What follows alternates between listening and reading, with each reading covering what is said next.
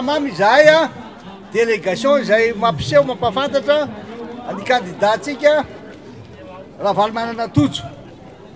Tiako ahitany zava-misy aty zay iaino anareo aty. Zava-dehibe nahalalany zava-misy aty toerana.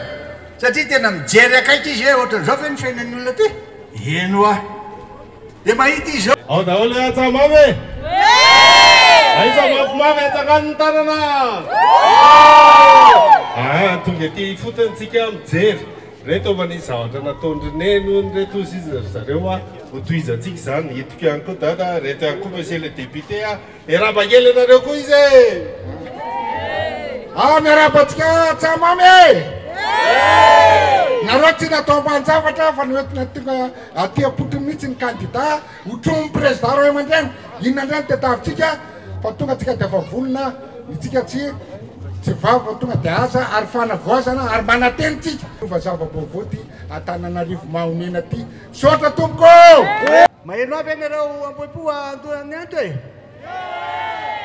tonga eto zay anolotra anareo sy ampisehonareo any candidatsika ato amin'tika Madagasikara maheno ve anareo e dia tsy izy zany fa Ravalomanana Tojo izy no candidatsika ho ben'ny tanàna eto Antananarivo amin'ny faran'ny 20 volana Desambra ho avy zao ne zany e dia zao mampisehoana aty zay mbola mampiseho fotsiny zay a ka dia zao faly a tena faly tonga eto aminareo eto voaina nandalo tato tamin'ny fifidianana sy ny bahoaka tonga eto indray aty dia ho avy indray manaraka aza mataronareo zay a dada nefa miera mama nefa miera tsisy atahoranao tsony hoe sode fa tafavoaka mamaha olana io a tafavoaka antsika ny olana aza misalasala manatona azy mbola koa ny député onsema maraka azy mandroso ty tanànatsika ty Arivo Mahonena ty efa almerabana rehetra eto am-bopoa tongotsika mandalo mbola ho avy matetetitsika izay mihitsy andohany ato